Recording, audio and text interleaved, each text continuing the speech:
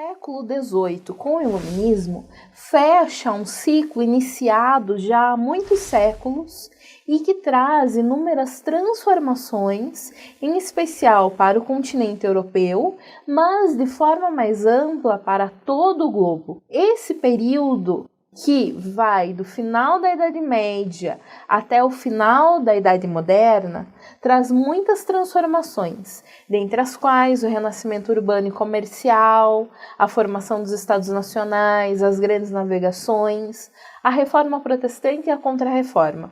Em conjunto, todos esses elementos transformaram radicalmente o sistema educacional e a forma cultural a qual era submetido o europeu naquele momento e nos séculos posteriores. A pedagogia renascentista, o humanismo e o iluminismo.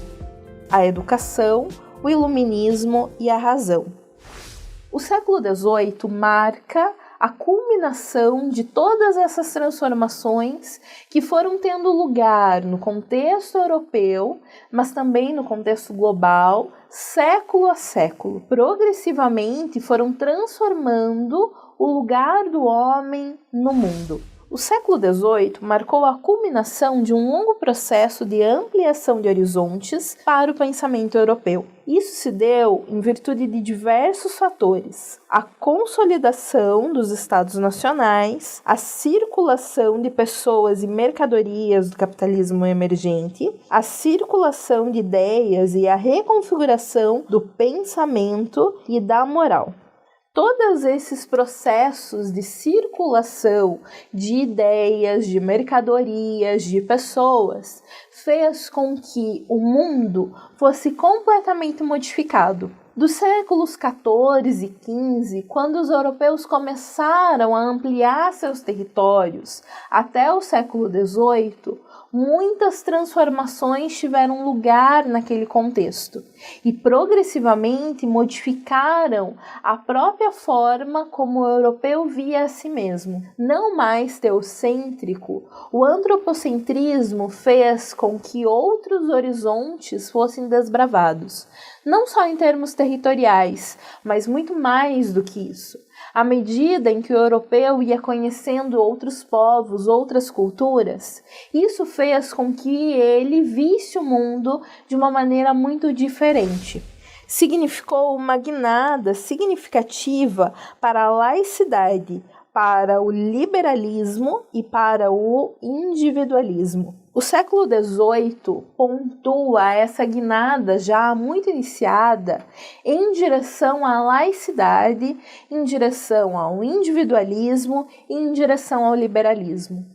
Aos poucos se consolidava o sistema capitalista em todo o globo e aos poucos isso fazia com que a laicidade fosse também se implantando. É a Revolução Francesa, inspirada pelos ideais do iluminismo, que fecha todo esse processo de transformação.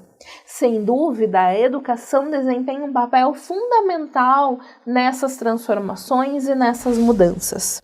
Pensadores frequentemente dialogavam com as autoridades dominantes, primeiro como críticos do poder estabelecido, depois como conselheiros em busca da implementação de reformas. Alguns pensadores ganham destaque nesse contexto, dentre os quais Diderot, Voltaire, Leibniz, Rousseau e Kant. A grande novidade desse período é essa proximidade de pensadores junto aos governantes.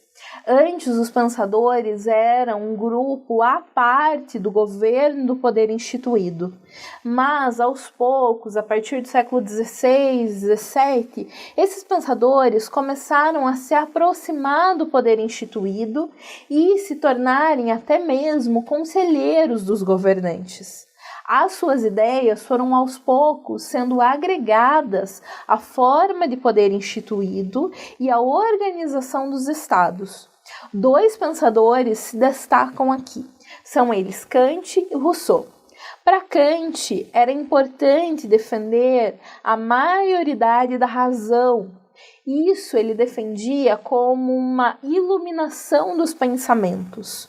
O homem deveria ser responsável por suas próprias ideias, deveria sair da escuridão, da menoridade, em direção à maioridade, em direção à luz do pensamento. Rousseau também era um crítico muito forte das ideias daquele período e, em prol de um pensamento romantista, defendia um sistema de educação que fosse desvinculado das ideias de então, das ideias instituídas então, que promoviam uma sociedade corrompida. Para Kant e para Rousseau, haviam outras possibilidades de pensamento, mais laicos, mais individualistas e mais voltados ao indivíduo em si e para o desenvolvimento das capacidades desses indivíduos. Para esses pensadores, o ensino era um recurso valioso para propagar ideias e desenvolver um novo pensamento social, que valorizasse a razão e a busca individual pelo entendimento. Superar o obscurantismo religioso era o maior obstáculo que se apresentava para a concretização dessas propostas. Era fundamental que a educação se afastasse das ordens religiosas, tornando-se leiga e estatal. Essa movimentação não foi uniforme, mas lançaram as bases para a educação ocidental contemporânea. Mesmo que as ideias desses pensadores não tenham sido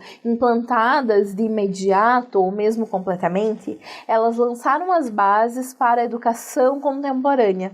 É importante perceber que a defesa de uma educação laica, de uma educação mais racional, se coloca como ponto fulcral do pensamento de todos esses estudiosos. Era essa educação realmente voltada para o desenvolvimento das capacidades do indivíduo que se propunha nesse momento que valorizava a razão, que valorizava a iluminação dessa razão, em prol de uma sociedade mais igualitária e mais justa, que obviamente não seria concretizada de imediato, mas que já lançava suas bases para ser o grande projeto da educação daí para frente.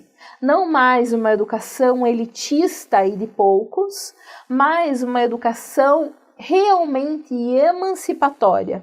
Esse era o projeto que orientaria o pensamento de muitas mentes daí para frente. Bons estudos, até a próxima aula.